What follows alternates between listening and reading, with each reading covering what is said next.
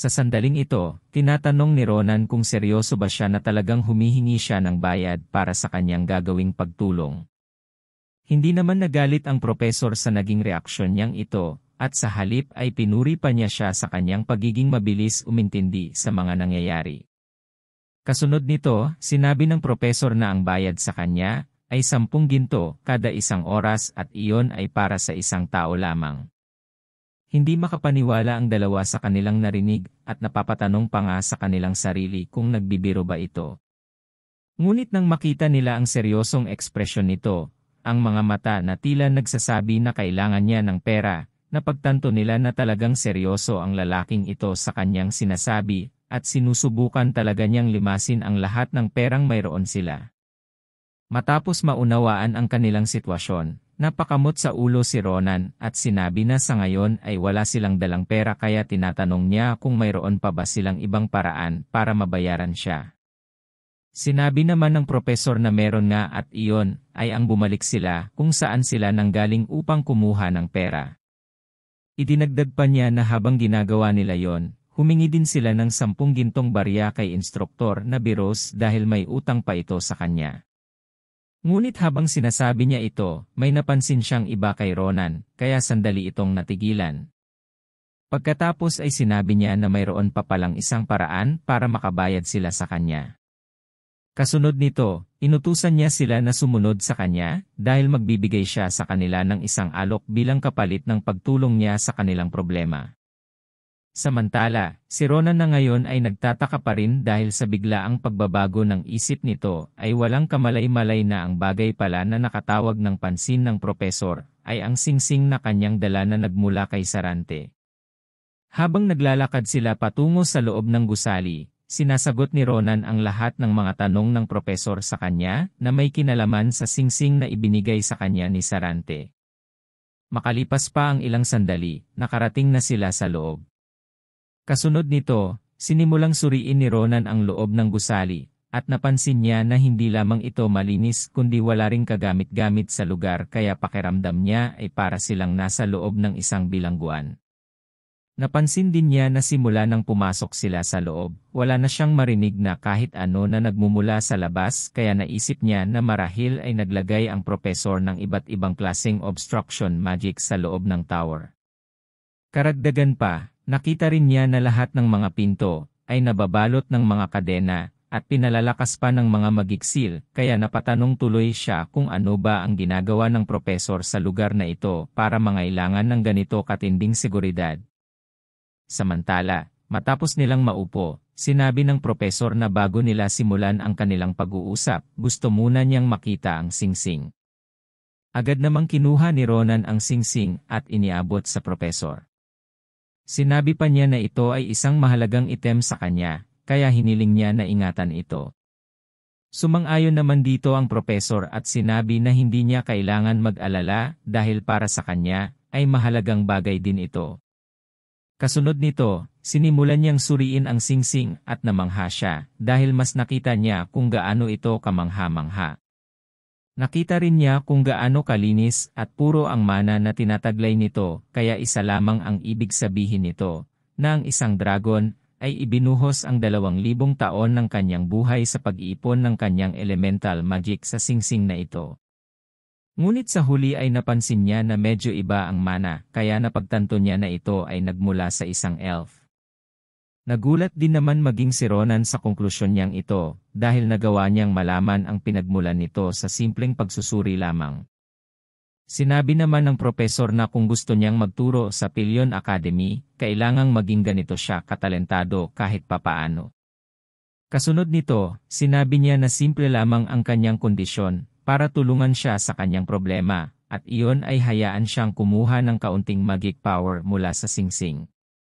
Naguguluhan naman si Ronan sa kung ano ang ibig niyang sabihin, kaya ipinaliwanag ng propesor na mayroon siyang eksperimento na matagal na niyang ginagawa at kailangan niya ng isang klase ng mana mula sa isang specific na uri ng nilalang na nagawang makagamit ng magic sa mahabang panahon. Sinabi pa niya na bagamat maraming mga high-rank elf mage sa loob ng Pillion Academy, hindi iyon maikukumpara sa mana na tinataglay ng singsing na ito. Matapos niyang sabihin ito, Naalala ni Ronan ang kanyang pakikisalamuha sa kanyang naging kaibigan na si Sarante. Dahil dito, napangiti siya at sinabi na wala ngang katulad ang kanyang kaibigang ito. Kasunod nito, sinabi ng propesor na kung pagbibigyan niya siya sa kanyang hiling, nangangako siya na tutulungan niya siya sa kanyang problema sa abot ng kanyang makakaya. Ngumiti naman si Ronan sa sinabi niyang ito, at pagkatapos ay binanggit niya na hindi nga masama ang kanyang alok na ito, ngunit nais rin niyang idagdag na bukod sa kanya, gusto rin niyang tulungan din niya si Adeshan sa kanyang problema tungkol sa kanyang mana. Nagulat naman si Adeshan sa sinabi niyang ito, at tinanong kung bakit siya nasama sa kanilang usapan. Naging seryoso naman ang ekspresyon ng propesor matapos marinig ito saka sinabi na ang magic power na kanyang kukunin mula sa singsing ay napakaliit lamang, ngunit nakuha pa talaga niyang dagdagan ang kanilang kondisyon. Sasabihin pa sana niya na tila sumusobra na siya, ngunit bago pa niya ito masabi ay tumayo na si Ronan, at sinabi sa kanya na kung ayaw niya ang kondisyon niyang iyon, ay okay lang din sa kanila kaya aalis na lamang sila. Wala nang nagawa ang propesor, kundi ang sabihin na wala naman siyang sinabi na hindi niya tatanggapin ang kanyang kondisyon, at sa halip ay gusto niya sanang kahit kalahati, ay bayaran niya siya sa kanyang serbisyo. Ngunit pagkasabi niya nito, inaya na ulit niya na umalis si Adeshan, kaya dahil dito, tuluyan nang bumigay ang propesor at sinabi na kalimutan na lamang niya ang kanyang sinabi. Kasunod nito, bigla na lang parang sumakit ang ulo ng propesor at sinabi kay Ronan na tinatanggap na niya ang kanyang request. Pagkatapos nito, sinabi ng propesor na kahit pala sa kanyang mga negotiation skills, ay talentado din siya. Ngumiti naman ng nakakaloko si Ronan at nagpasalamat sa papuri niyang ito. Kasunod nito, tumayo na ang propesor at sinabi kay Ronan na suriin muna nila kung ano ang mayroon sa kanyang problema, dahil kung talagang nag-effort pa si instructor na Rose para lamang papuntahin siya dito, marahil isa itong problema na nangangailangan ng agarang solusyon. Kasunod nito, inutusan niya si Ronan na tumayo sa magic circle na kanyang itinuro. Agad namang sumunod si Ronan sa kanyang utos, at sa sandaling ito, silang dalawa ay nakatayo na sa magic circle. Habang sinusuri ng propesor ang mana sa kanyang katawan, napansin niya na hindi pa nagtatagal noong nagbukas ang kanyang pakiramdam sa kanyang mana, dahil dito, kakaunti pa lamang ang mga bakas ng kanyang paggamit ng mana sa kanyang katawan, na nangangahulugan na hindi pa niya talaga nagagamit ng wasto ang kanyang mana hanggang sa ngayon. Sumang-ayon naman dito si Ronan at sinabi na tama nga siya, dahil nagagawa lamang niyang makita ito at hindi ang magamit. Ipinaliwanag pa niya na mayroong isang kamuhimuhing tao ang naglagay sa kanya ng sumpa, kaya siya nahihirapang gumamit ng mana.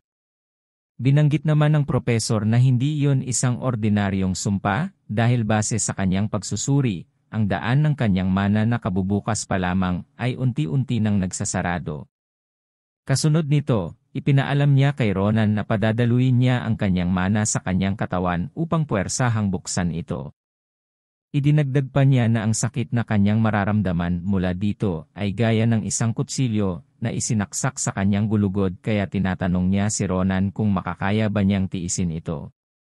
Hindi naman lubusang maintindihan ni Ronan ang kanyang ibig sabihin kaya tatanungin pa niya sana kung ano iyon, ngunit bago pa man niya iyon magawa, sinimulan na ng propesor ang pagsasalin ng kanyang mana. Dahil dito, napasigaw ng ubod lakas si Ronan dahil sa sobrang sakit na kanyang nararamdaman. Habang nagpapatuloy ito, hindi rin mapigilan ni Ronan na mapamura, habang si Adesha naman ay nagulat at nag-aalala sa kung ano ang nangyayari sa kanya. Sa kabilang banda, ang propesor ay tila hindi naririnig ang ginagawang pagsigaw ni Ronan, at sa halip ay nakatuon ang kanyang buong atensyon sa daloy ng kanyang mana. Habang ginagawa niya ito, natagpuan niya ang kanyang sarili sa isang madilim na lugar, at mula dito, napagtanto niya na madali niyang nagawang makapasok dito kaya naisip din niya na kung magpapatuloy ito, madali rin niyang mabubuksan ang daluyan ng mana ni Ronan.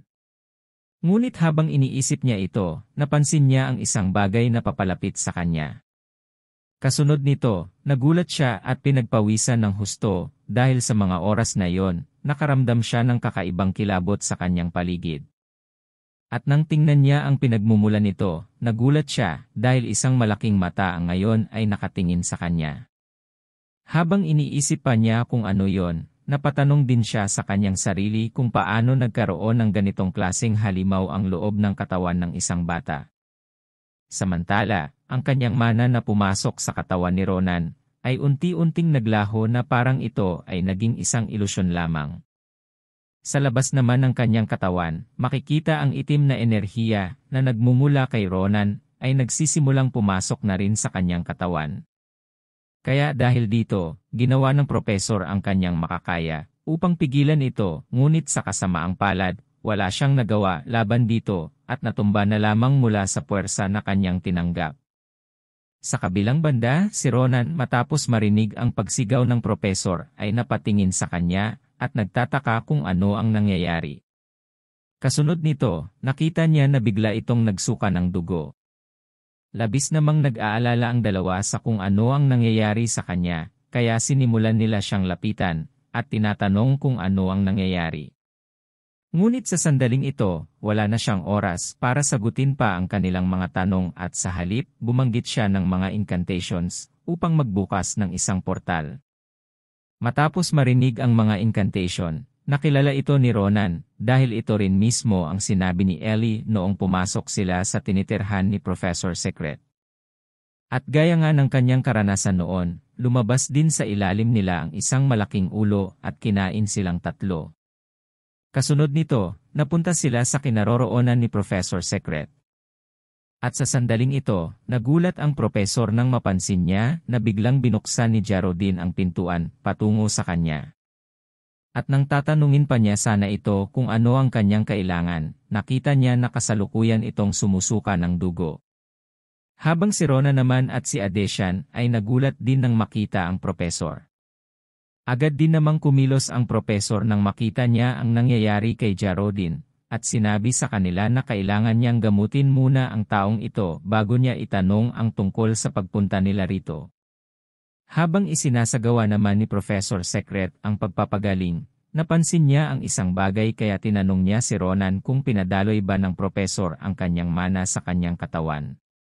Kinumpirma naman ito ni Ronan at sinabi na ginawa iyon ng propesor para mabuksan ang daluyan ng kanyang mana.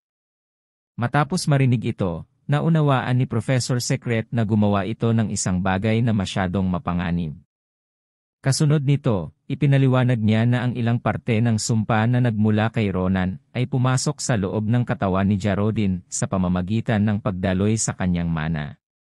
Idinagdag pa niya na ang sumpang iyon ay tanging siya lamang ang makakayang tanggapin iyon sa kanyang katawan dahil ang sumpang iyon ay isang klase ng sumpa ng extreme evil at kung hindi nila ito maaalis sa katawan ni Professor Geraldine, ay tuluyan itong mamamatay.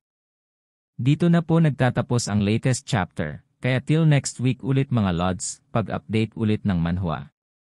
Maraming salamat din sa lahat ng mga nanood. At kung hindi ka pa nakasubscribe ay pasuyo na lang Lods, malaking tulong na yan para sa channel. At kung hindi naman kalabisan ay pa-like, comment, at share na din po, para mas marami pa ang makapanood. Maraming salamat, at see you on our next video. God bless you all.